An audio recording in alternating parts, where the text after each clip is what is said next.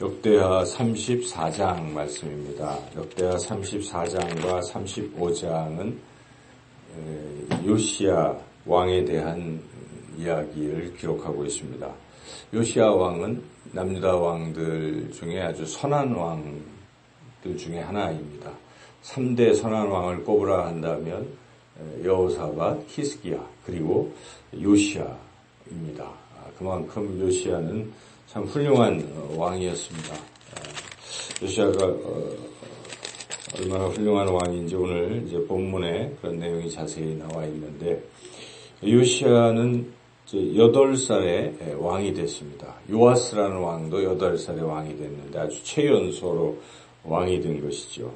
왕이 됐는데 처음에는 어려서 잘 몰랐지만 이제 16살 됐을 때 그때 비로소 하나님을 만났습니다. 요시야 왕이. 그래서 이제 하나님을 찾게 되고 신앙이 이제 시작이 된 것이죠. 그래서 비로소 8년에 그가 이제 왕이 있을지 8년이 16살에 하나님을 비로소 찾고 이제 이렇게 3절에 기록되어 있습니다. 하나님을 만나서 그 뒤로 그가 이제 하나님을 잘 섬기다가 이제 20살이 됐을 때 그때부터 시작한 일이 이 여호와의 그 성전에 있던 우상들, 또 온 유다에 있던 우상들, 또 심지어는 저 북이스라엘 쪽에 있는 우상들까지 이걸 이제 철폐하는 작업을 했습니다. 그래서 약 6년에 걸쳐서 20살부터 26살까지 6살까지 한 것이 우상을 철폐한 일이었습니다. 그래서 여기 이제 우상은 왜 그런 게 있는가? 그것은 그의 아버지 아몬이 또 우상을 섬겼습니다.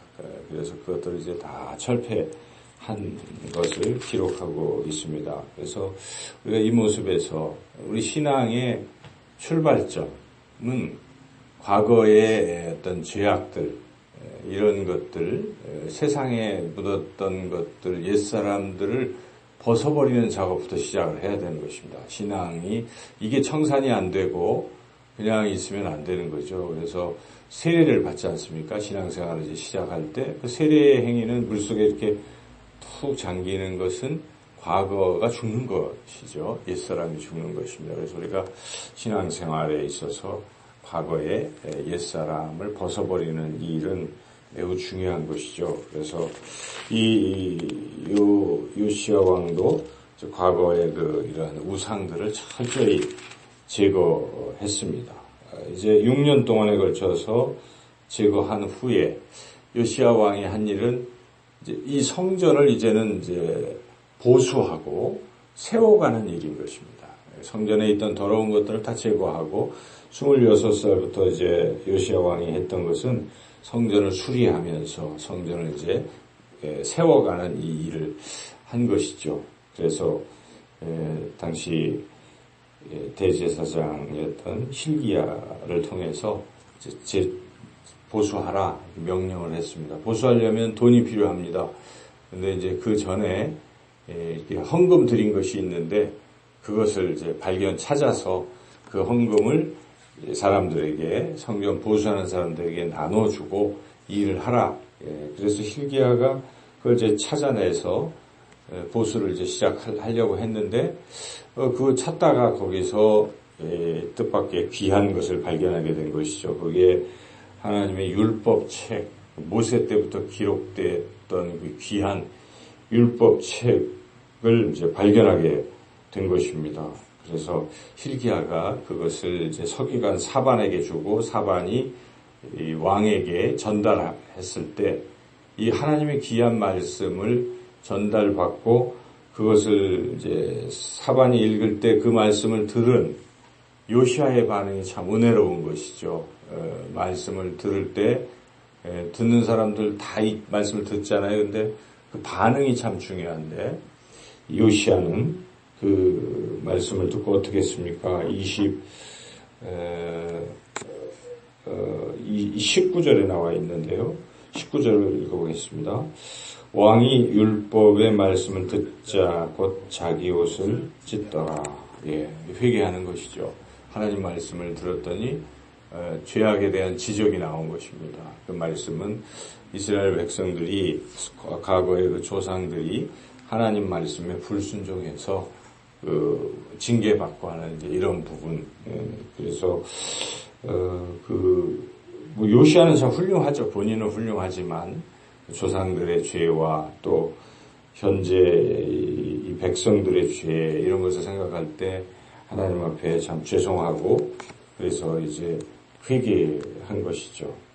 그러면서 이제 이 회개한 그 내용이 여기에 보면 우리가 짐작할 수 있는 것이 21절이죠. 21절. 이제 나중에 왕이 다시 이게 무슨 내용인지를 이야기하고 이 말씀의 뜻을 또 묻고 할 때 이제 그 이야기한 게 21절인데 같이 한번 읽어보겠습니다. 너희는 가서 나와 및 이스라엘과 유다의 남은 자들을 위하여 이 발견한 책의 말씀에 대하여 여호와께 물으라. 우리 조상들이 여호와의 말씀을 지키지 아니하고 이 책에 기록된 모든 것을 준행하지 아니하였으므로 여호와께서 우리에게 쏟으신 진노가 크도다 하니라. 그래서 불순종에 대한 하나님의 진노의 부분을 그가 아주 마음에 담고 회개하고 옷을 찢고 회개했던 것이죠. 그러면서 좀 더 자세하게 이 말씀에 대해서 하나님이 무엇이라고 우리에게 지금 말씀하고 오실지를 물어보는 것이죠. 여호와께 물으라. 그래서 당시에 그 국내에 있던 선지자를 찾아가서 물어보라라는 것이죠. 실기야와 이제 사람들이 당시 여선지자 훌다에게 이제 그것을 물어보죠. 이 장면도 참 중요한 것입니다. 요시야는 자기가 이제 깨닫고 감동을 받았지만 그 하나님의 말씀의 뜻을 보다 정확하게 알기 위해서 말씀에 정통한 말씀을 받는 선지자를 찾아가서 그 말씀의 뜻을 물으라 하는 그런 겸손함이 있지 않습니까? 우리도 하나님의 뜻, 말씀을 우리가 다 알 수 없는 것입니다. 우리가 모든 것을 다 알 수가 없습니다. 그러기에 겸손하게 하나님의 뜻이 무엇인지 기도하며 스스로 묻기도 하고 또 다른 사람들에게 하나님의 말씀의 뜻에 대해서 또 알고 이제 이럴 필요가 있죠. 그래서 물어봅니다. 이때 훌다가 대답을 해주죠. 대답한 것은 징계가 있다는 것입니다. 하나님 말씀에 불순종하게 되면 징계가 있을 것인데 그것을 미리 예언하고 있습니다. 요시야 왕의 뒤를 이은 여호아스부터 시작되는 그 여호야긴, 또 여호야긴, 또 시드기야 이제 그 요시야의 아들들이잖아요. 이들 때에 잘못해가지고 불순종하고 하나님을 의지하지 않고 해서 결국 멸망되는 이 일을 이제 미리 내다보고 선지자 훌다가 그것을 예언하는 것이죠. 그러면서 여기 당대에 요시야 왕은 하나님 말씀 앞에 겸손하게 옷을 찢고 회개하고 통곡했기 때문에 그 당대에는 재앙을 내리지 않을 것이다 하는 이제 그 말씀도 하고 있습니다. 그래서 그 말씀이 27절, 28절인데 함께 읽겠습니다. 내가 이곳과 그 주민을 가리켜 말한 것을 네가 듣고 마음이 연약하여 하나님 앞 내 앞에서 겸손하여 옷을 찢고 통곡하였으므로 나도 내 말을 들었노라. 여호와가 말하였느니라. 그러므로 내가 네게 너의 조상들에게 돌아가서 평안히 묘실로 들어가게 하리니 내가 이곳과 그 주민에게 내리는 모든 재앙을 네가 눈으로 보지 못하리라 하셨느니라. 이에 사신들이 왕에게 복명하니라. 네, 그렇죠. 이렇게 말씀을 이제 전해준 것이죠. 그 다음에 요시야의 태도가 또 훌륭합니다. 이 말씀에 이제 이렇게 자기는 그렇지 않지만 그러나 그 하나님이 진노하셔서 쭉 25절 기록 24절에 보면 기록된 모든 저주가 다 임하게 될 것이다. 이제 이런 말씀들이 있었기 때문에 참 실망도 되고 그러겠죠. 이제 망한다 이런 얘기를 들은 것입니다. 후손이 망하고 나는 괜찮지만 후손이 망한다 이런 소리를 들은 것이죠. 요시야가.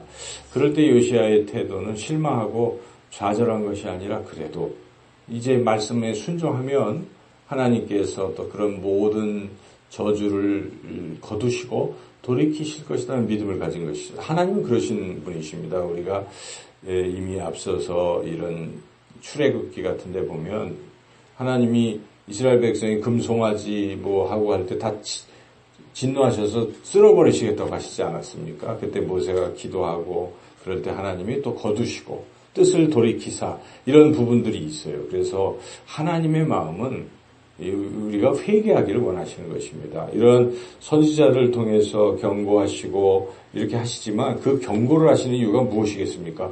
돌이키라는 데 더 강조점이 있는 것이죠. 돌이키면 살리라 하는 것이죠. 하나님은 회개하는 자를 결코 외면하시지 않습니다. 아무리 악하더라도 하나님 앞에 회개하기만 한다면 하나님은 살려주시는 것이죠. 내가 악인이 죽는 것을 기뻐하겠느냐. 그가 돌이켜 회개하면 내가 다시 살리리라. 그게 하나님의 그런 약속의 말씀 아니겠습니까? 그래서 이 요시아는 그걸 이제 깨닫고 회개해야 되겠다. 진정으로 회개하고 지금부터라도 조상들이 그랬지만 우리부터라도 하나님 말씀에 잘 순종해야 되겠구나 하는 그런 결단을 하는 것이죠. 좌절하는 것이 아닙니다. 우리가 말씀을 듣고 잘못해서 마음을 찢고 회개하지만 그러나 이제 순종해서 다시 회복될 것이다 하는 그러한 용기를 가질 필요가 있는 것이죠. 그래서 요시아가 하나님께 이제 순종하기로 결단하는 모습, 나뿐만 아니라 그 사랑하는 백성들도 함께 우리가 모두 순종해서 우리가 진노를 면하자 이런 뜻에서 일종의 언약식을 거행하는 것입니다. 29절부터 왕이 사람들 보내서 장로들 다 불러라 하고 여호와의 성전에 올라가서 모든 사람들 남녀노소 할 것 없이 이제 다 모여가지고 이 요시아가 자기가 들었던 그 말씀을 직접 또 낭독하게 하죠. 그래서 그 말씀을 모든 말씀을 무리에게 이제 읽게 하죠. 그래서 다 들려준 후에 언약을 합니다. 31절에 자 31절 같이 한번 읽어보겠습니다. 왕이 자기 처소에 서서 여호와 앞에서 언약을 세우되 마음을 다하고 목숨을 다하여 여호와를 순종하고 그의 계명과 법도와 율례를 지켜 이 책에 기록된 언약의 말씀을 이루리라. 이렇게 언약식을 거행할 때 모든 백성들이 32절에 보니까 다 언약을 따르니라. 이렇게 요시아는 백성들도 하나님 말씀에 순종하도록까지 했다 하는 것이죠. 이것이 요시아의 훌륭한 점인 것이죠. 본인도 16살에 신앙생활을 시작해서 20살에 모든 우상들을 철폐하고 26살에 성전을 이제 보수하는 일을 시작하다가 말씀을 듣고 옷을 찢으며 회개하고 그러한 모습 속에서 또 그 말씀의 내용이 저주가 임할 것이라는 말씀의 내용이었지만 신실하신 하나님을 믿고 하나님은 회개하면 다시 우리를 회복시켜 주실 것이다 하는 이런 굳센 믿음을 가지고 온 백성들을 하나님 말씀에 순종하는 이런 백성으로 이렇게 세워갔다 하는 것입니다.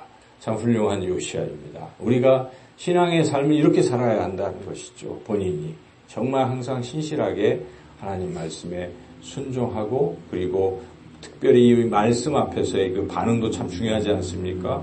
들을 때 정말 참 순수하지 않습니까? 우리가 요시아를 볼 때 옷을 찢는 그 모습을 우리가 상상해 보십시오. 그 하나님 말씀이 얼마나 반응을 잘합니까? 참 좋은 땅이죠. 좋은 땅 말씀을 착하고 좋은 마음으로 듣고 깨닫고 받아들이고 그 말씀대로 지키는 그러한 요시아. 그리고 절대로 절망하지 않고 하나님은 정말 선하신 하나님으로 믿고 온 백성들을 격려하고 또 해서 함께 순종해서 당대의 요시아 왕 때는 모든 백성이 하나님 순종해서 평안했다 하는 것입니다. 거기까지가 이제 되지만 그 다음 이제 우리가 또 읽지만은 또 그 다음 왕의 잘못 때문에 그러는 것이죠.